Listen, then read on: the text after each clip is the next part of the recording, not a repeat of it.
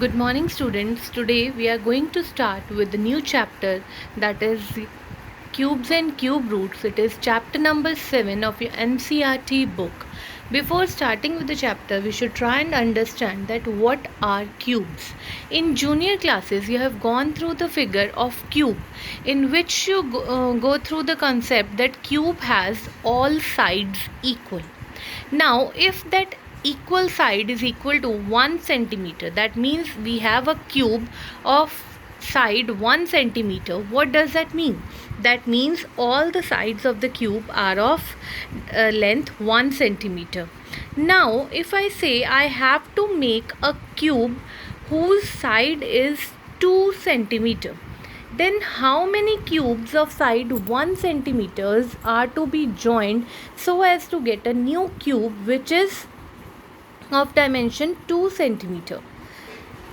All of you will answer that we'll join 2 cubes, but no, the answer is we have to join 8 cubes to make a bigger cube of side 2 centimeter.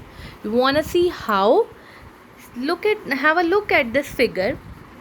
The first figure, the cube side of cube is of dimension 1 centimeter.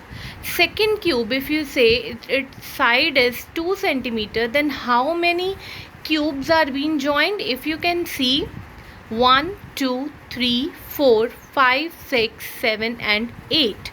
8 small cubes are joined to make a bigger cube with side 2 centimeter. Similarly, if you have to make a cube with side 3 centimeter, then how many smaller cubes of side 1 centimeter are to be joined? See the third figure, we have to join 27 cubes. Now, what are these numbers? 1, 8 and 27. These are cube numbers, or we can call it the perfect cube. From here, we could get the definition of cubes as cube is a number which is multiplied by itself 3 times. If I want to find out the cube of x, then it is x multiplied by x multiplied by x, that is x cube. If I have to find out the cube of 2, it is 2 into 2 into 2, that is 8. Now I have cubes of some natural numbers. I have listed here the first 20 natural numbers whose cubes I have given here. Like cube of 1 is 1 because 1 into 1 into 1 is 1 again. Cube of 2 is 8. 2 into 2 into 2 is 8. Now here you can go through the first 20 natural numbers whose cubes are being given to you. These you should remember by heart. They will be very beneficial to you in further concepts. Now the next concept, it comes ones digit of the cube. Now what if the unit digit of a number is known to you? Knowing the unit digit of a number, can you just estimate that what will be the unit digit of its cube number?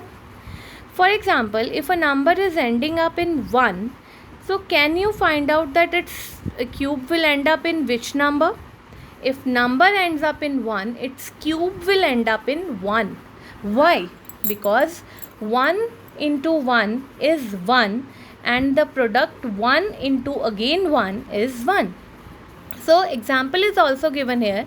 11 the cube. 11 into 11, it is 121, and 121 into 11, it is 1331.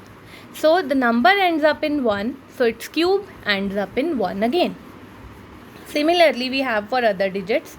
If a number ends up in 2, its cube will end up in 8. Why? Because 2 2s are 4, 4 2s are 8. If a number ends up in 3, its cube will end up in 7, and if number ends up in 4, 5 or 6, its cube will end up with 4, 5 and 6 respectively. But if a number ends up in 7, its cube end up in 3. Why? Because 7 sevens are 49 and 9 sevens are 63. So unit place is 63. So this concept of knowing the unit place of cube number will be helpful to you when we will be going through the method of estimation of cube roots. So this you should definitely take into account. Now after this, we'll go through the concept of cubes and their prime factors, right? Now if you need to find out that cubes and their prime factorization is done by making pairs of 3. For example, we need to find out cube root of 1, 3, 8 to 4 by the method of prime factorization. What we will do is we'll make the prime factors of the given numbers. We will write all the prime factors of the given number and then we will pair them in group of 3. Like in the concept of square roots, we paired them in group of 2. Now here we will pair them in group of 3. If you can see, we have a group of 3, 2, 2 and 2. We have 3 groups of 2 and 1 group of 3. So 2 into 2 into 2 into 3 is the cube root. Now the question here is, how do you get to know that 138 is it a perfect cube or no? Yes, it is a perfect cube. Why it is perfect cube?